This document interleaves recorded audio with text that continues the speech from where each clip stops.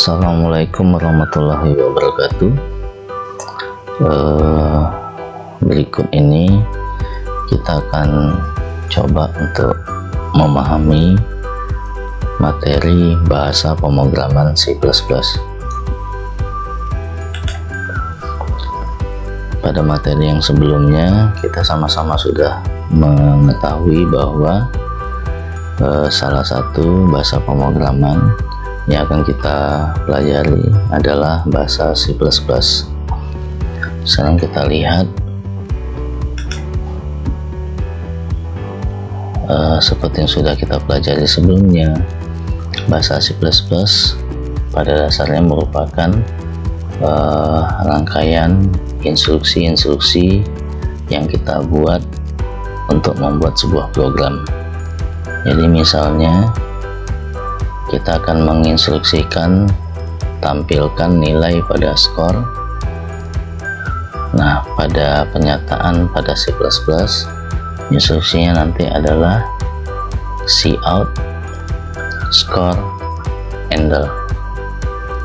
Contoh yang lain misalnya instruksi hitunglah E sama dengan M kali C kuadrat. Instruksi pada C++ itu adalah E sama dengan M dikali C dikali C titik koma. Yang berikutnya instruksi bacalah data skor. Pada penyataan C++, instruksinya adalah cin score.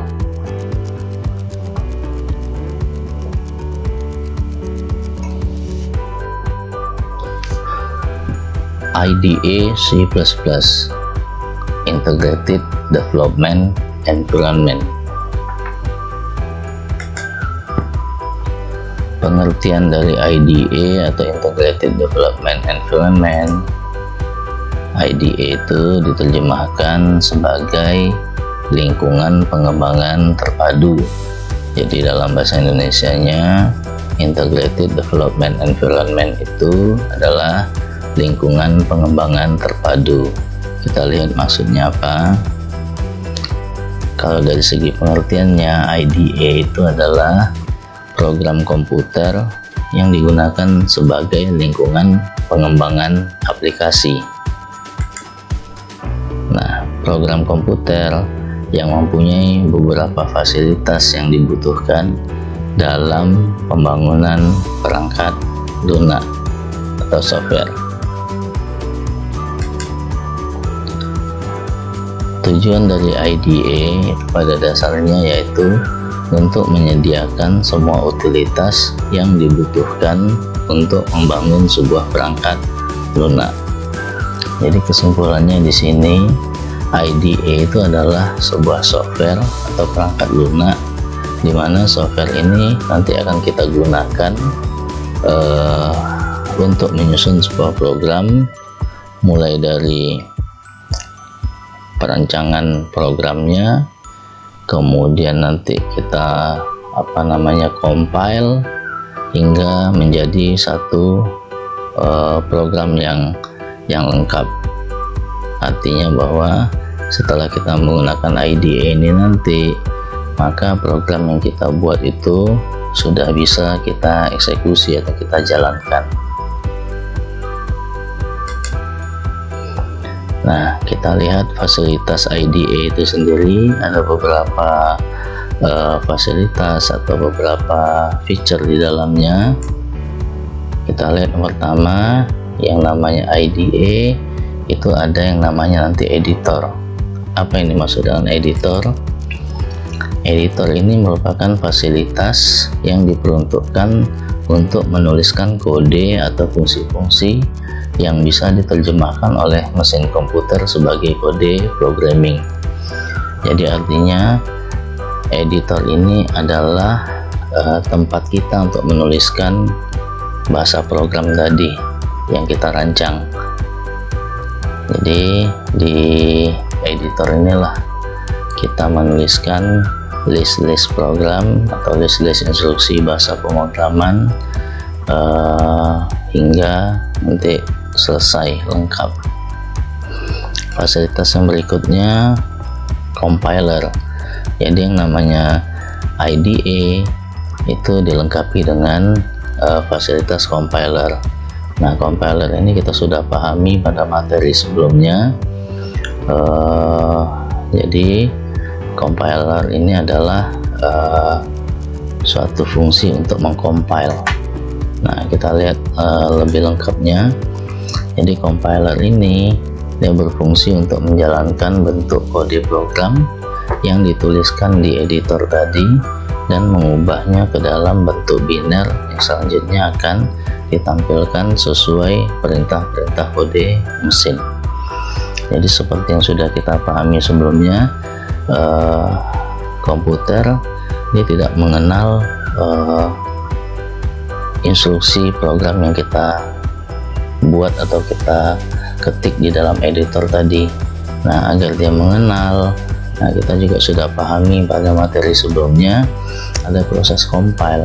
Jadi proses compile itu adalah proses merubah bahasa program ke dalam kode-kode biner, di mana kode-kode biner inilah nanti akan dipahami oleh komputer tersebut. Kemudian yang berikutnya ada fasilitas yang namanya debugger. Nah, debugger ini berguna untuk mengecek atau juga mengetes jalannya kode program untuk mencari atau mendebak kesalahan dari sebuah program. Jadi artinya pada saat kita merancang program nanti itu tidak selamanya akan mulus, akan lancar. Pasti ada kesalahan-kesalahan yang akan kita temui. Nah, debugger ini fungsinya itu tadi. Jadi kemudahan dari IDE, kita tidak perlu khawatir bahwa program kita itu kalau ada kesalahan, nah kita tidak perlu khawatir akan membuat kita susah. Mengapa? Karena debugger ini dia akan bekerja untuk mengecek apakah program yang kita rancang tadi sudah betul semua atau ada kesalahan. Kalau ada kesalahan, maka debugger ini akan memberitahukan kepada programmer atau yang bekerja membuat program di mana salahnya, apa salahnya. Nah, itu akan diberitahu oleh debugger ini. Nah, kemudian fasilitas yang berikutnya ada yang disebut dengan frame atau views. Frame atau views ini pada dasarnya merupakan fasilitas yang berguna untuk menunjukkan atau menampilkan hasil dari perintah-perintah kode program yang dieksekusikan oleh compiler atau dari editor. Jadi artinya bahwa frame atau views inilah tempat hasil program dijalankan. Jadi setelah kita menuliskan program di editor, kemudian kita compile, kemudian kalau misalnya pada saat kita compile tadi sudah tidak ada kesalahan lagi yang ditampilkan oleh debugger, nah maka hasilnya itu akan ditampilkan pada frame atau views ini. Nah, jadi frame atau views inilah tempat tampilan dari program yang kita jalankan atau kita eksekusi. Nah, frame atau views ini nanti akan kita sebut dengan konsol. Oke, yang berikutnya kita lihat ini beberapa aplikasi IDE C++ yang akan kita gunakan. Nah, ada yang namanya Visual Studio. Jadi Visual Studio ini adalah salah satu IDE yang bisa kita gunakan untuk pemrograman C++. Simbolnya kita perlu kenali, ini simbol dari Visual Studio. Lalu yang berikutnya ada IDE yang disebut dengan Codeblock. Codeblock ini juga bisa kita gunakan untuk C++. Simbolnya atau logonya Nah, kita kenali ini adalah logo kode blok. Nah, lalu ini yang berikutnya DevC++. Nah, DevC++ ini yang nanti akan kita gunakan. Kita kenali simbolnya atau logonya. Nah, ini logo dari DevC++. Nah, ada juga yang namanya CPP Droid. CPP Droid ini juga merupakan IDE C++, tapi CPP Droid ini khusus bagi pengguna Android. Jadi kalau kita menggunakan smartphone, maka salah satu IDE C++ itu adalah CPP Droid. Kita kenali logonya. Nah, ini logo dari CPP Droid.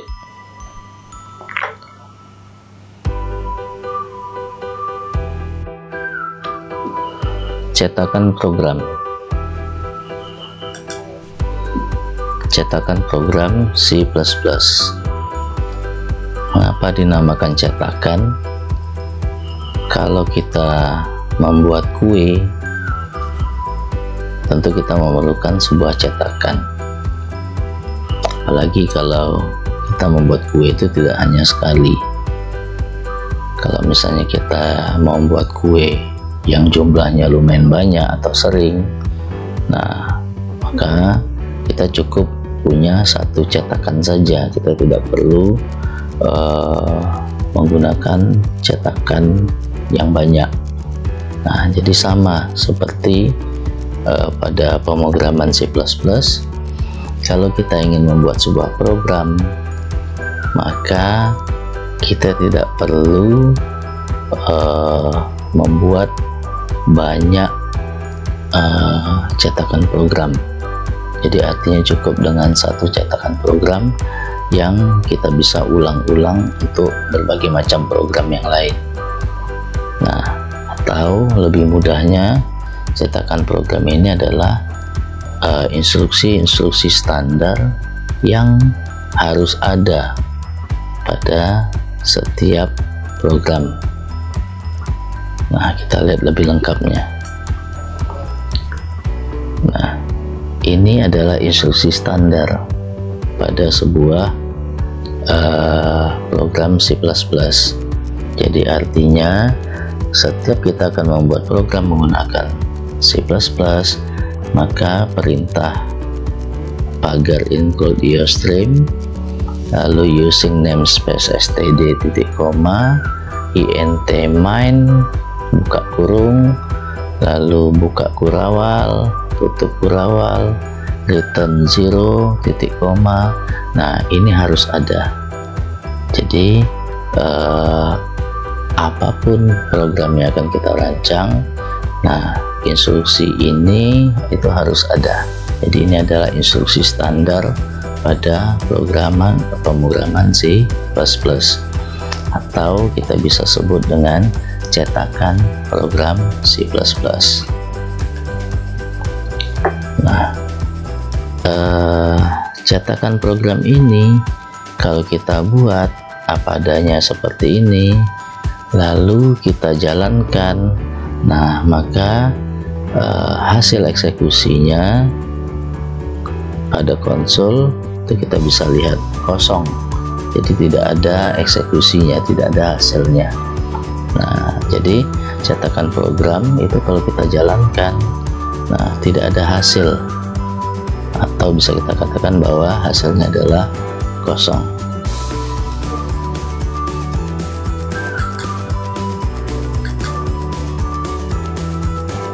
Nah, kita lihat maksud dari instruksi-instruksi standar ini tadi. Kita lihat yang pertama, kode pagar include iostream ini digunakan untuk menyertakan pustaka yang bernama iostream. Jadi iostream ini adalah nama pustaka yang ada pada C++. Nah, pustaka ini menyediakan objek-objek. Jadi objek-objek ini adalah instruksi-instruksi yang digunakan dalam pemrograman C++. Nah, penyertaan pustaka ini dilakukan ketika program mulai dikompilasi. Artinya bahwa pustaka Ustream ini akan bekerja, akan muncul pada saat program kita compile. Oke, kemudian yang kedua, pernyataan using namespace std titik koma. Pernyataan using namespace std titik koma ini digunakan agar penulisan std titik dua kali cout atau std titik 2 cin dapat ditulis tanpa melibatkan std titik 2 kali. Maksudnya apa? Nanti kita akan berikan contohnya. Jadi artinya kalau using namespace ini nanti kita tidak gunakan, maka di setiap instruksi inti pada pemrograman C++ itu kita harus membuat di awalnya dengan std titik 2 kali.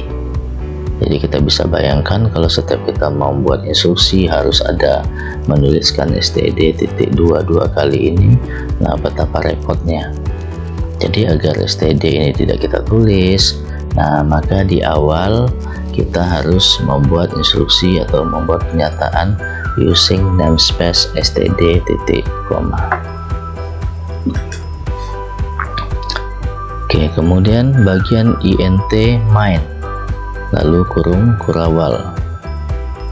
Nah, jadi kalau kita perhatikan nih, int main buka kurung tutup kurung lalu kurung kurawal buka lalu kurung kurawal tutup.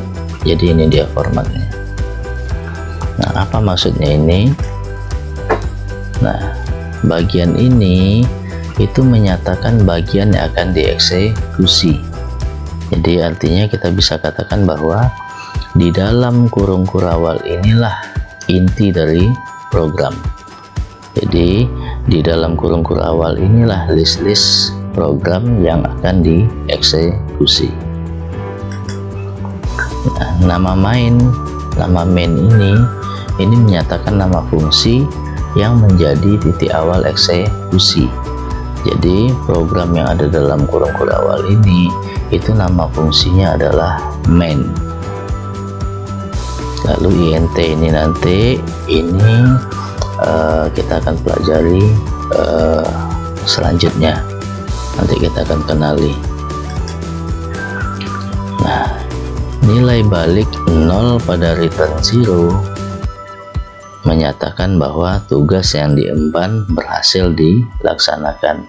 Jadi pada program inti atau yang diantara kurung kurawal ini itu harus diakhiri selalu dengan return 0. Jadi return 0 ini maksudnya adalah nilai balik 0. Jadi menyatakan bahwa tugas yang diemban itu sudah berhasil dilaksanakan.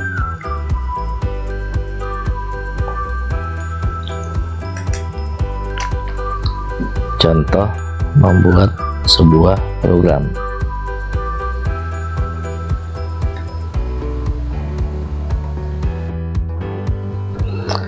Baik, sekarang kita lihat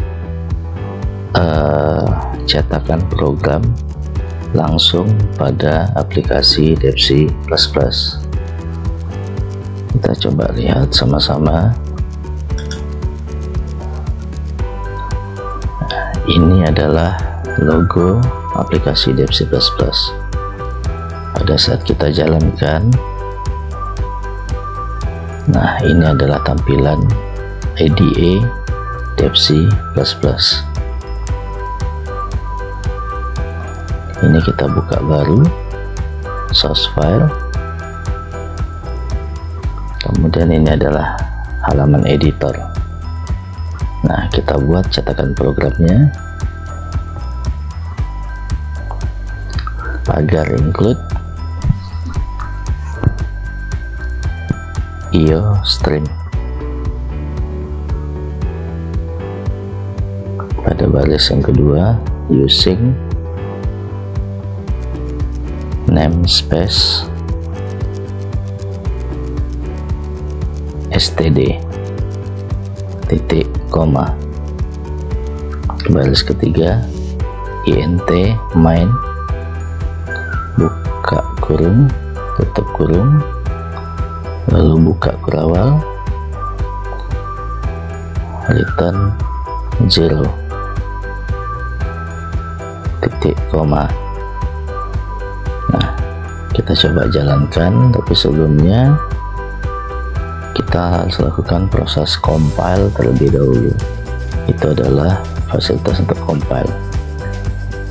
Oke, nah pada saat kita mengcompile, nah kita harus simpan terlebih dahulu file program kita. Nah, standar, jadi kita cari tempat penyimpanannya di mana kita mau simpan. Oke, saya menyimpannya di situ. Nah, kemudian kita kasih nama cetakan program. Kita compile tadi, kalau berhasil, nah ini berhasil, berarti kita tutup, lalu kita jalankan tombol run. Nah, kita lihat seperti yang tadi saya jelaskan. Jadi cetakan program kalau kita jalankan hasilnya adalah kosong. Oke.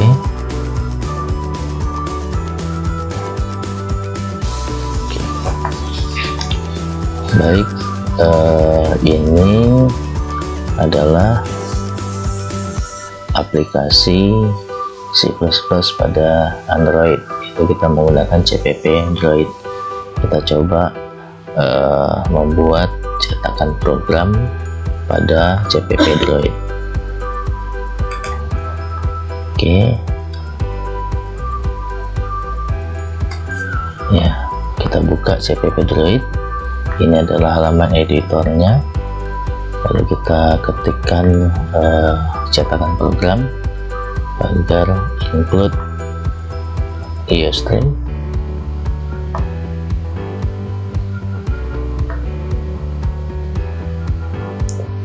Kemudian using namespace std,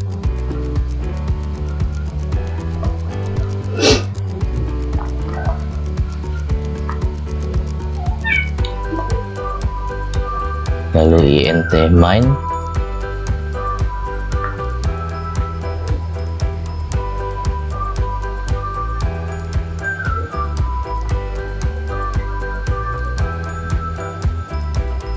buka kurawal.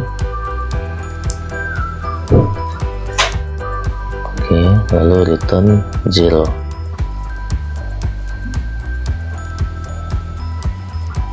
Oke, sama seperti di dev C++ tadi. Jadi sebelumnya kita simpan terlebih dahulu, atau pada saat kita mengcompile otomatis dia nanti akan menyuruh menyimpan. Oke, kita compile. Sudah selesai, lalu kita jalankan. Nah, kita jalankan, sini kosong karena hanya cetakan program.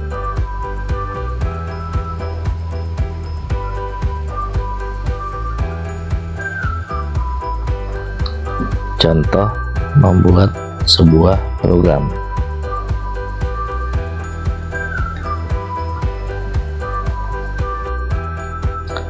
Baik, sekarang kita lihat contoh sebuah program. Programnya kita sebut dengan contoh, atau kita beri nama contoh program kenalan. Kita lihat, kita buka dev C++,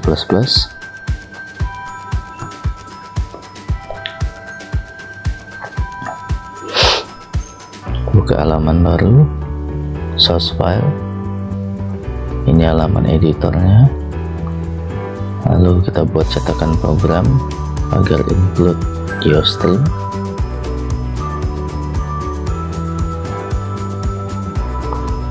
Lalu using namespace std.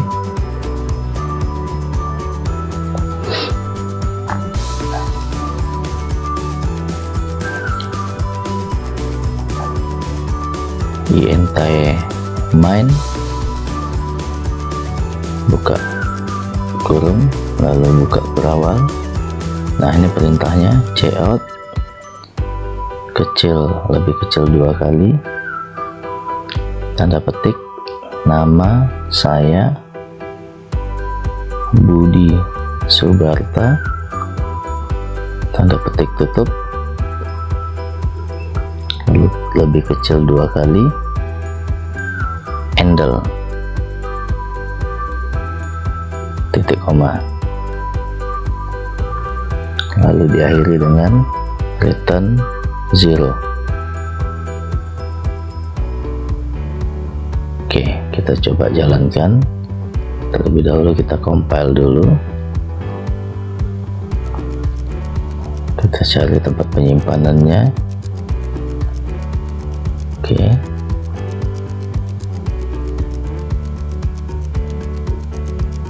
Kemudian kita beri nama filenya. Sini saya kasih nama perkenalan.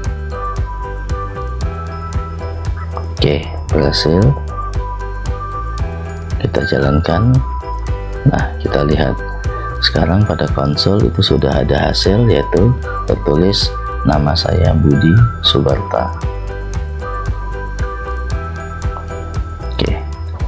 Oke, selanjutnya kita akan coba buat program perkenalan pada aplikasi CPP Droid.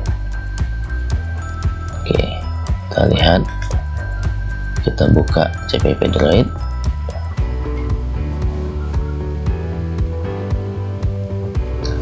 Kita buka project baru, new. Oke.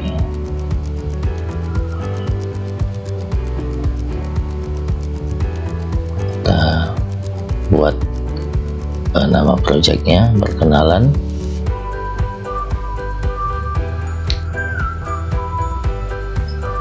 Create project. Oke, kemudian kita buat cetakan program.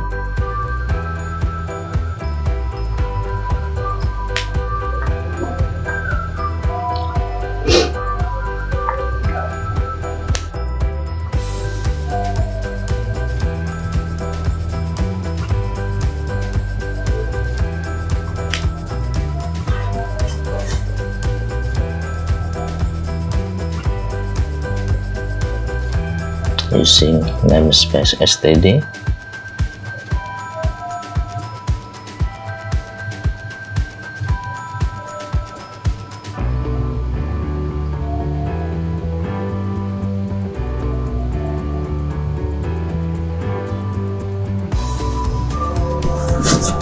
int main.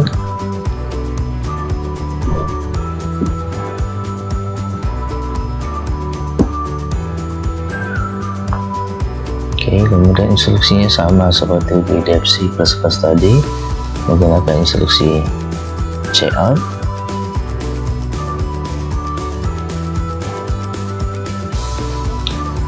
Cout lebih kecil 2 kali.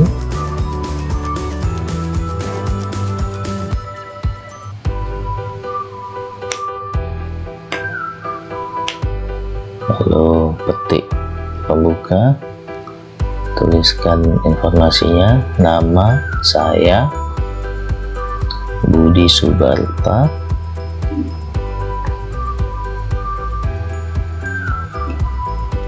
tanda petik tutup, diakhiri dengan handle.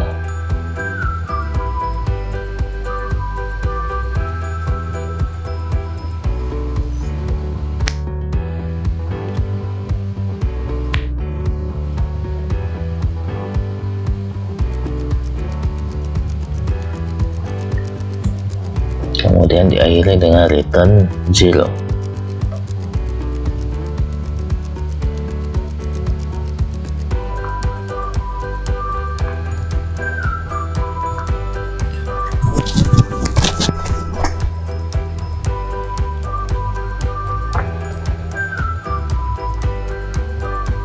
Oke, lalu kita jalankan ke compile. Nah, dia menyuruh nyimpan dulu. Oke, selesai, completion finish. Lalu kita jalankan. Oke, Nah, sekarang itu ada informasi pada konsolnya, nama saya Budi Subarta.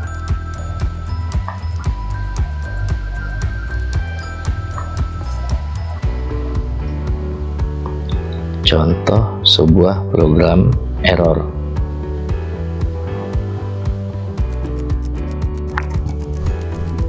Oke, sekarang kita lihat video berikut. Ini adalah sebuah program yang kita buat dengan ada error. Jadi error ini penting, harus kita pahami, kita harus kenali, lalu bagaimana cara mengatasi error itu nanti. Kita coba lihat aplikasinya.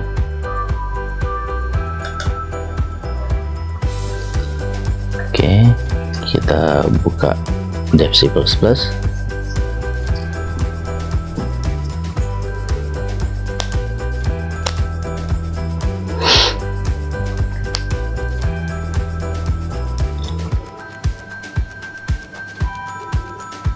buka halaman baru, lalu kita ketikkan cetakan program, include IOStream,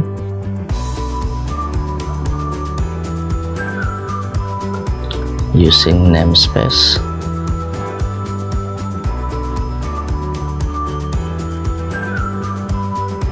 std,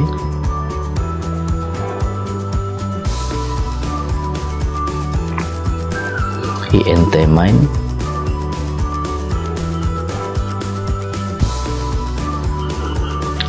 cout lebih kecil 2 kali,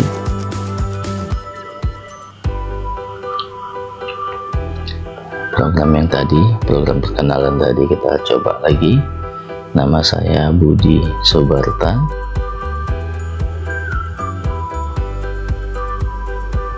kecil 2 kali, handle,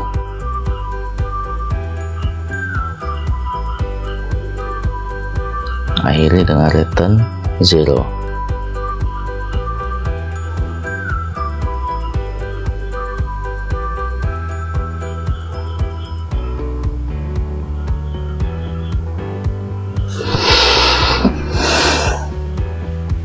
Oke, kita coba jalankan, kita compile.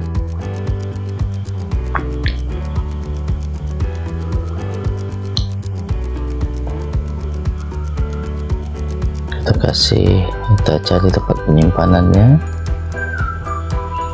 kemudian sini saya kasih nama filenya error.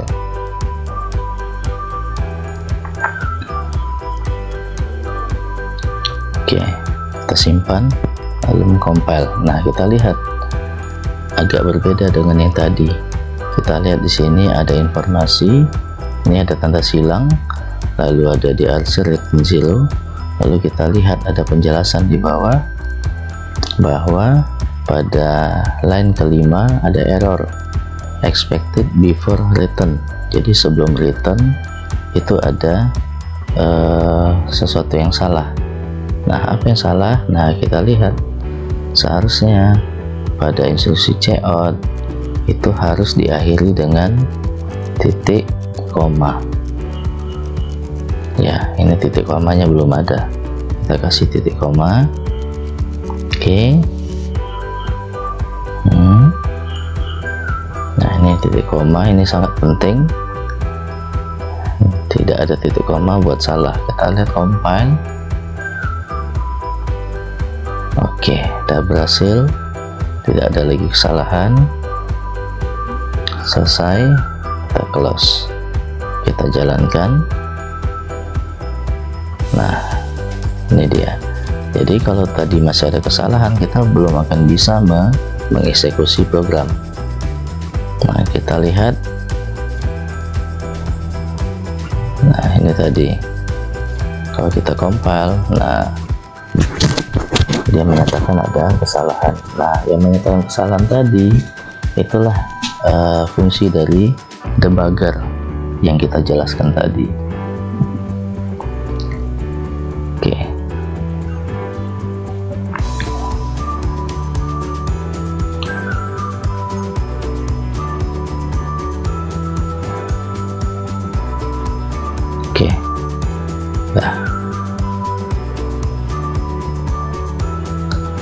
sekarang kita coba titik koma di belakang return 0 kita hilangkan. Nah, kita lihat terjadi lagi kesalahan. Nah, di situ diinformasikan bahwa sebelum tutup kurawal itu harus ada titik koma. Nah, titik koma ini adalah wajib harus ada pada setiap akhir instruksi. Oke, kita lengkapi lagi, maka kembali lagi selesai kita jalankan. Nah, sudah bisa dijalankan.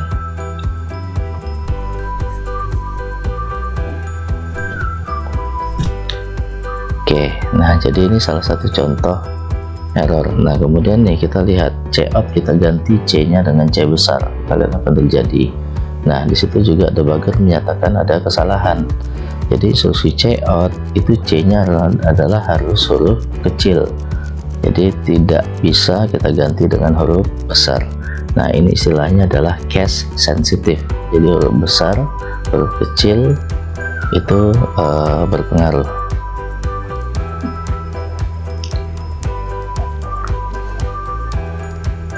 Oke. Nah, yang berikutnya kita lihat yang fungsi std tadi. Jadi using namespace std saya hapus. Kita lihat, kita compile. Nah, kembali ada kesalahan.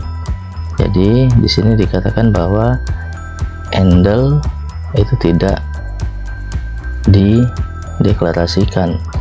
Nah, jadi apa solusinya? Kalau kita tidak menggunakan using namespace std, nah maka di setiap instruksi kita harus menuliskan std.2 dua kali. Nah, kita lihat ini masih belum, jadi di perintah handle juga kita harus tuliskan std.2 dua kali.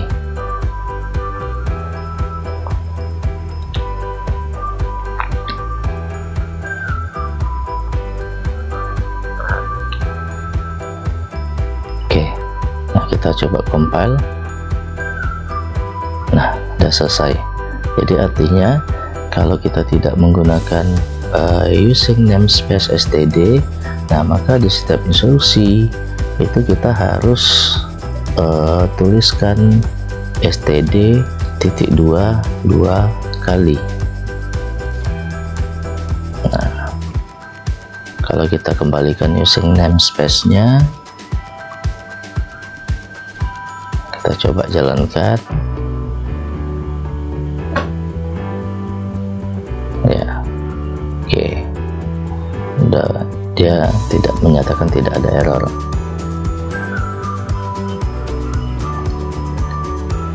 Nah, ya, jadi idealnya kalau kita tidak menggunakan std.2 dua kali, nah maka kita wajib menggunakan using namespace std sebagai cetakan program.